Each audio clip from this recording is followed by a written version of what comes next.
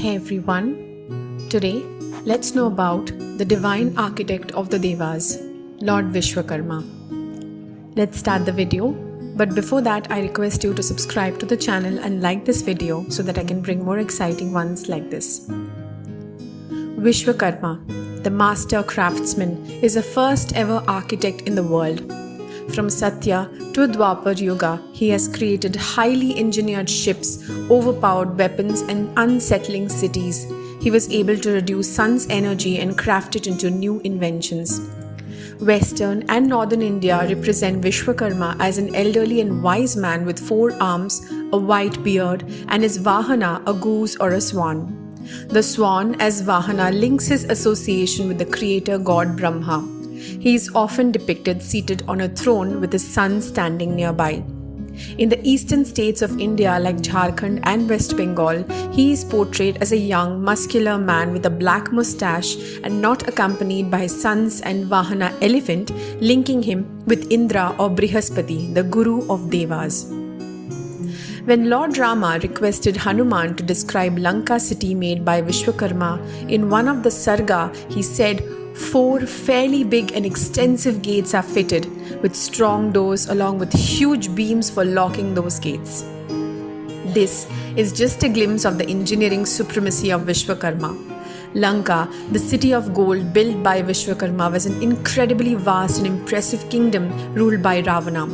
The central golden palace complex, which contained Ravana's citadel, was composed of several edifices of extraordinary proportions. The Pushpaka Vimana is described as a magnificent and wondrous vehicle made entirely of gold and adorned with precious gems. It is said to be capable of flying at incredible speeds, with the ability to move in any direction and even hover in mid-air. The Vimana is also described as having the power to become invisible at will and to be able to change its size and shape. According to some versions of the story, the Pushpaka Vimana had several decks or levels, each of which was decorated with luxurious furnishings and adorned with intricate carvings and precious stones. The Vimana was said to be powered by a combination of divine energy and advanced technology. The sage Narada's visit to holy city Dwaraka during Krishna's time is described in the Bhagavad Purana. The lakes were adorned with various kinds of lotuses and were home to swans and cranes. The city was vast with 900,000 royal places that were made of crystal and silver adorned with emeralds. The interiors of these palaces were furnished with gold and jewels, and the streets were lined with temples and marketplaces. It was decorated with the 16,000 palaces of Lord Krishna's queens, which was stunningly beautiful. Narada Muni visited one of these immense palaces, which was supported by coral pillars. The walls were adorned with sapphires and the floor shone with perpetual brilliance. The palace was decorated with canopies made of pearls and seeds and beds fashioned of ivory and precious jewels. The palace was attended by many well-dressed maidservants and armor-clad guards. The palace was illuminated with numerous jewel-studded lamps dispelling all darkness. Peacocks danced and cried on the ornate ridges of the roof.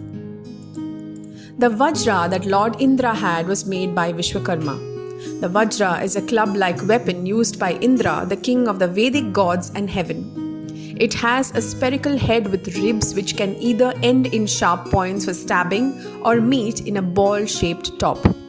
The ribs on the Vajra make it a unique and powerful weapon that is often associated with lightning and thunder, representing the power of the gods.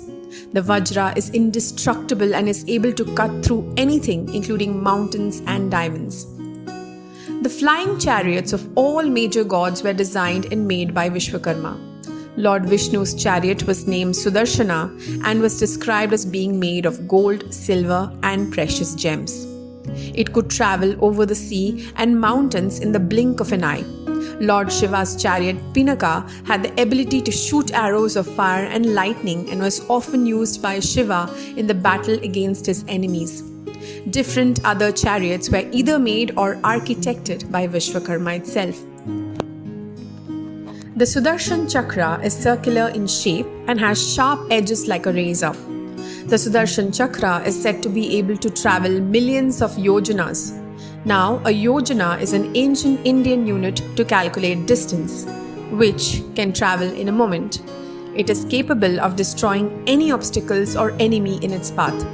The chakra is usually depicted as a fiery wheel, often with a blue or black hue, and is considered one of the most powerful weapons in the Hindu Dharma. Vishwakarma Puja is an annual celebration that takes place in September or October, which marks the transition of the sun god. This festival is primarily observed by architects, engineers, and skilled laborers, including mechanics, music professionals, factory workers, smiths, welders, and industrial workers from the north and northeast regions of India. On Vishwakarma Day, workers and employees in these communities take a break from their professional work and install images of Lord Vishwakarma in their factories and offices as a gesture of gratitude towards him.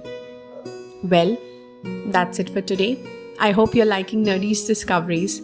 Can't wait for the next video to learn more and be fascinated about. See you on the next. Bye.